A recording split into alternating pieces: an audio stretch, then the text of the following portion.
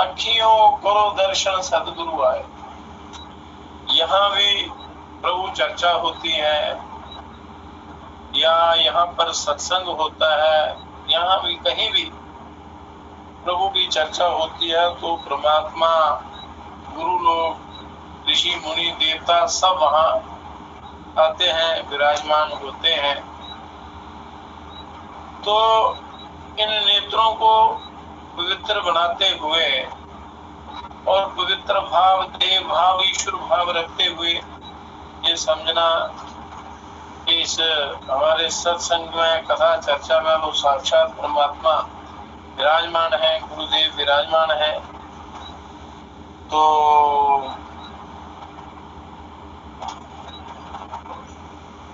उनका साक्षात्कार,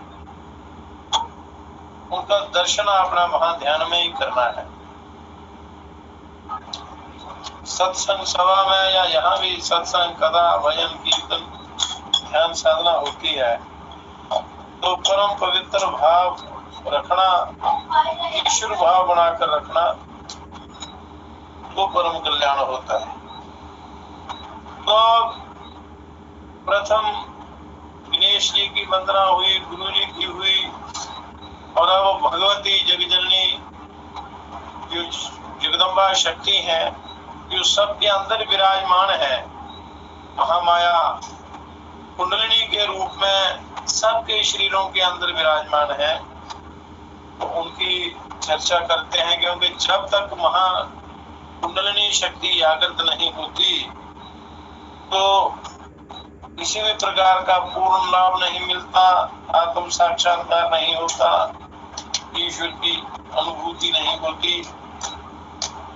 इसलिए कहते हैं, शास्त्रों में लिखा है, सिद्ध गुरु लोग कहते हैं, जागृता कुंडली शक्ति योग पद्मानम भिनत्यता विसर्ग बिंदु रेकेनम जीवन मुक्ति सुखाय श्रेय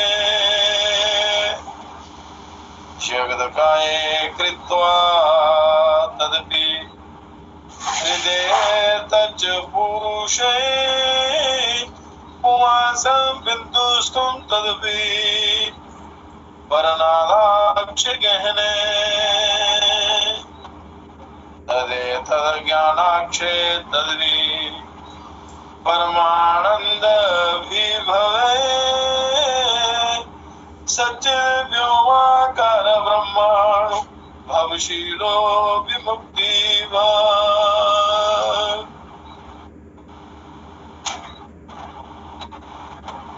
तो जगजननी जगदम्बा महाशक्ति कुंडलिनी के रूप में सबके मूलाधार पदम में स्थित है।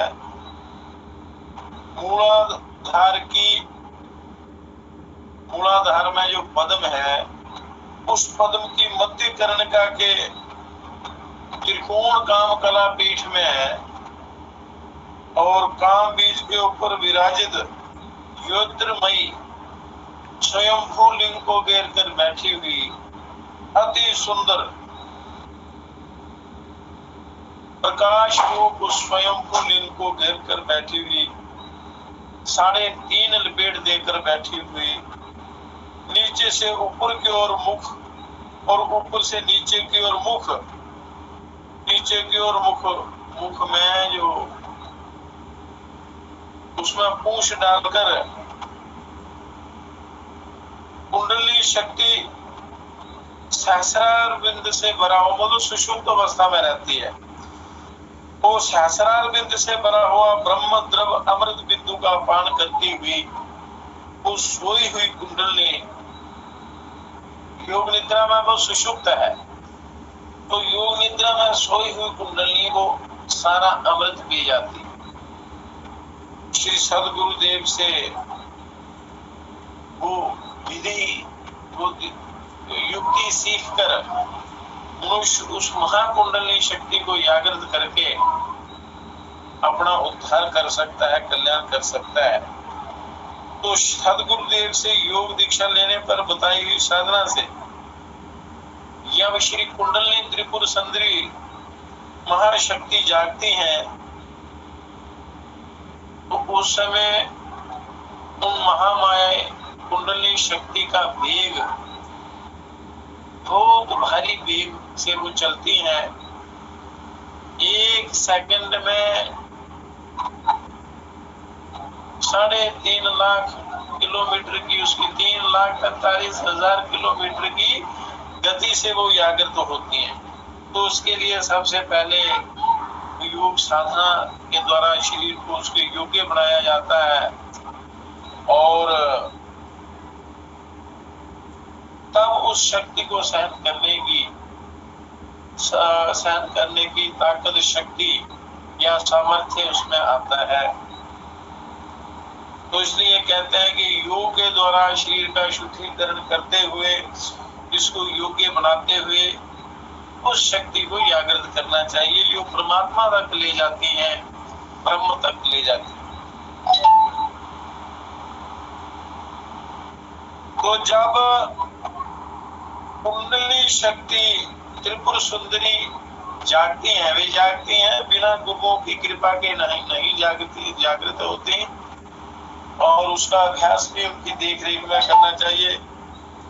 तब ये समस्त योग पद्मों का भेदन करती हुई क्रमशः एक एक करके क्रमानुसार उन चक्रों का भेदन करती हैं जो शरीर के अंदर ऊर्जा ग्रंथियां हैं, शक्ति केंद्र है।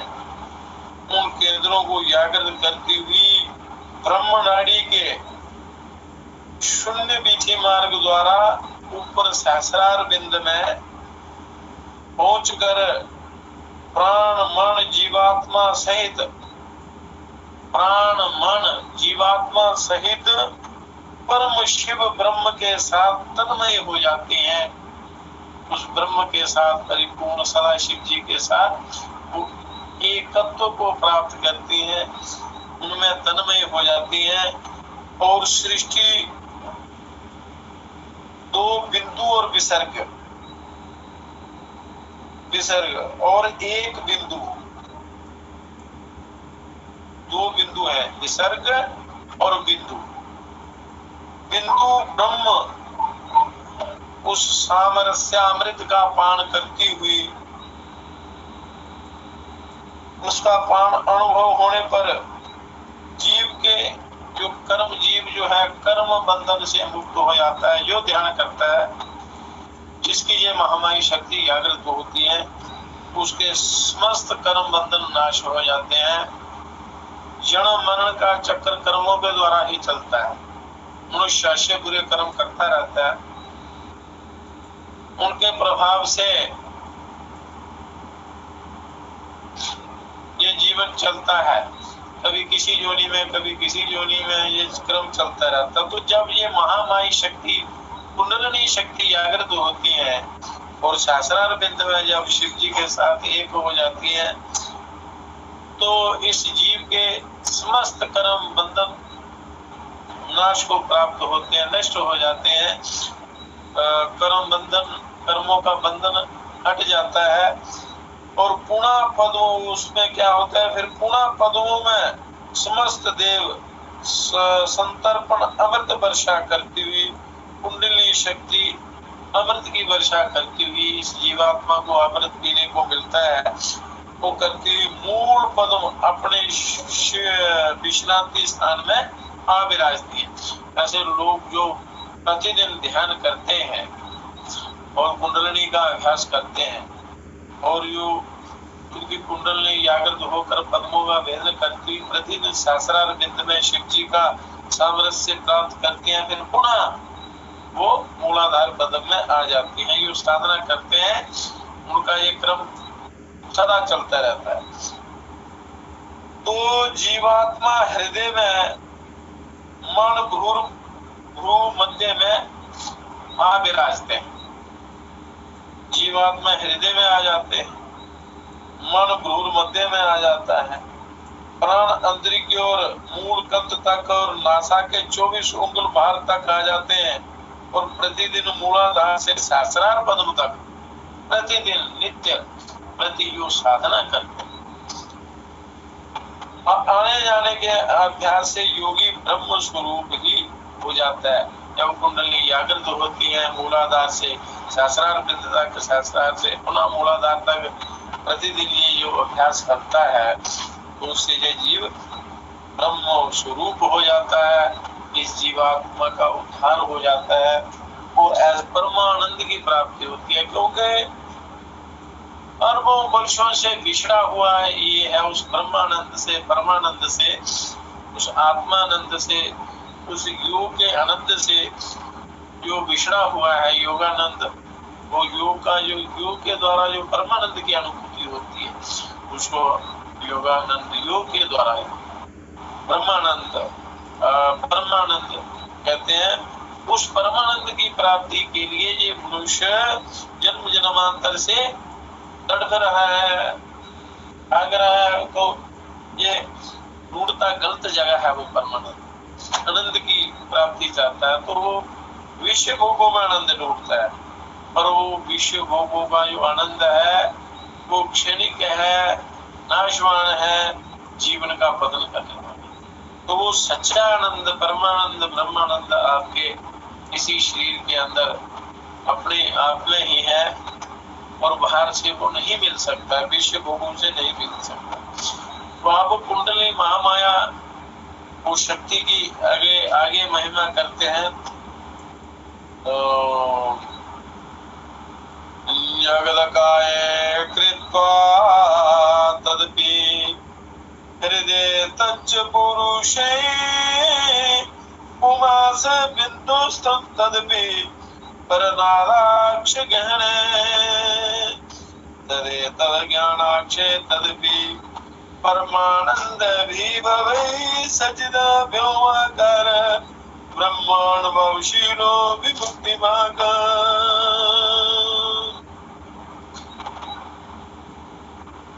तो जग जननी, जगत जननी, सृष्टि की जननी महा कुंडली शक्ति जब जागती है, जागृत होती है अभ्यास के द्वारा, तब योगी को प्रतीत होता है, उसको अनुभव होता है। क्या अनुभव होता है कि समस्त जगत मेरे शरीर में लीन हो गया है। जब कुंडली जागृत होती है तो ये बड़ा दिव्य अनुभव होता है कि सारा जगत मेरे शरीर में तन्मय हो गया है और जगत सहित शरीर मेरे हृदय में लीन हो गया है। जगत सहित शरीर हृदय में लीन हो गया है और मेरा हृदय परमात्मा पुरुष तत्व में लीन हो गया है और पुरुष तत्व परम बिंदु में लीन हो गया है और बिंदु परनाद के महागहन शब्द ब्रह्म ओंकार उसमें लीन हो गया है, ओंकार में लीन हो गया है। और ये महानाद भी अनंत असीम ज्ञान सागर में लीन हो गया है। परम ज्ञान तत्व भी, वो परम ज्ञान तत्व भी किसमें लीन हो जाता है?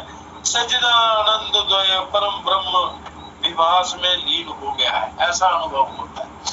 और फिर नित्य सत्य परम चेतन ब्रह्मानंदमय चिदाकाश परम शिव शक्ति ब्रह्म स्वरूप अपने आत्मा का अनुभव शील योगी सर्वत्र सर्वदा विजयी होता है। तो जब ये अनुभव होता है तो उसका सारा कर्म बंधन सारे दोष समाप्त हो जाते हैं, जन्म मरण का चक्कर रुक जाता है, उस ब्रह्मानंद की अनुभूति होती है। उस महानंद की प्राप्ति के लिए, उस परम ब्रह्म की प्राप्ति के लिए ये शरीर मिला है। तो लोग उसको खाने पीने में, विश्व भोगों में, मौज मस्ती में, खेल कूद में अपना जीवन बर्बाद कर देता है और जिस लाभ के लिए ये जन्म मिला है वो लाभ प्राप्त नहीं कर सकता, वो परमानंद की अनुभूति नहीं। तो जो जीवन परमात्मा ने दिया है, बड़ा सुंदर, बड़ा और परमानंददायक जीवन जो दिया है, उसका यदि मनुष्य सदुपयोग करे तो निश्चित रूप से इसका इसी जन्म में उद्धार हो जाता है। पर मनुष्य आचार विचार रहित होकर मनमाना आचरण करते हुए ये जीवन ऐसे ही बिता देता है और उस परम लाभ से वंचित रह जाता है। तो यत्न पूर्वक वो इसके लिए अभ्यास करना चाहिए,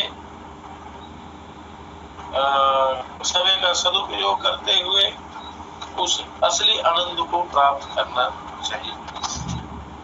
अब वो महाकुंडली शक्ति की आगे महिमा करते हुए ग्रंथों में लिखा है, तड़ित कोटि ज्योतिर्विद्युत खड़ग्रंथि गहनम प्रविष्टं स्वाधारं पुनरपि सुधा वृष्टि वपुषा किमपि सच्चिदानंद घना सचिदा सच्चिद घनानंद सगलीभूत मानिशं भजे धामं श्यामं शिवरस प्लुतं निश्चल द्युतिम्।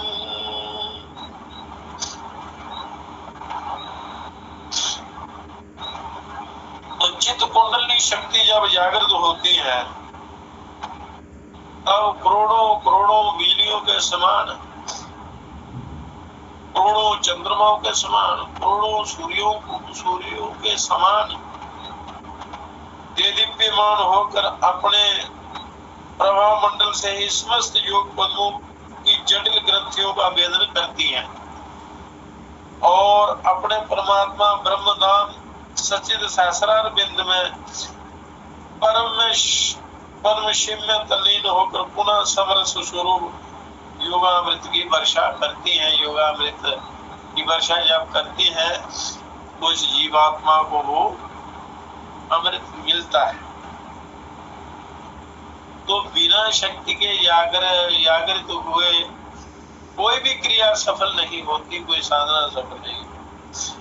तो शिव शक्ति एक ही भाव द्वय ब्रह्म समाधि में अनिर्वचनीय जिसका वर्णन नहीं हो सकता है, उस सच्चिद गणानंद द्वय ब्रह्म ही सब और निरंतर रहता है, ऐसा अनुभव होता है जिसका वर्णन ही नहीं हो सकता है ऐसा।